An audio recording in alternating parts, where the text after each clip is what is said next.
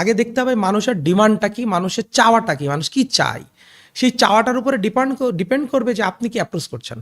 এটা যদি হয় তাহলে কী হবে, কাস্টমার ডিমান্ড, কাস্টমার নিড, কাস্টমারের চাওয়া আর আপনার সার্ভিস, তাহলে কী হলো, দুইটা হচ্ছে মিলে গেল।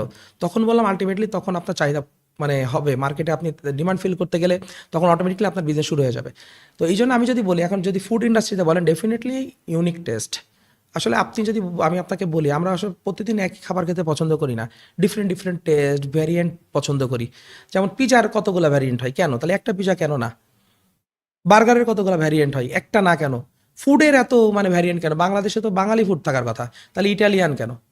ঠিক আছে, তারপরে আমার হচ্ছে বাইরের বিভিন্ন কান্ট্রিজ, আমার হচ্ছে অ্যারাবিয়ান, আমার পাকিস্তানি, ঠিক আছে, টার্কিশ, এত মানে ফুড কেন?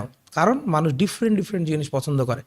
তো ডেফিনেটলি আপনি এটা ডিফারেন্ট মার্কেটের ডিমান্ড এবং গ্যাপটা বুঝে যদি আপনি নিউ মানে ফুড বিজনেসই করেন, বাট নিউ, মানুষকে কিছু নতুন কিছু দেন, সেক্ষেত্রে মানুষ আপনাকে অ্যাকসেপ্ট করবে। কারণ আপনি নতুন কিছু দিচ্ছেন, তখন মানুষ টেস্ট করার জন্য হলেও অ্যাকসেপ্ট করবে। বাট এখন আপনি এই সে ফুড সার্ভিসের মতো করে as it is same product আপনি নিয়ে আসলেন, লাইক ঘি নিয়ে আসলেন, সরিষার তেল নিয়ে আসলেন, মশলা নিয়ে আসলেন, তো আসলে মানুষ তো এক জায়গায় এঙ্গেজ, তো আপনারটা কেন করবে? এটা হচ্ছে ফার্স্ট ভুল, যে সেম টু সেম করে ফেলা, এটা হচ্ছে ফার্স্ট ভুল।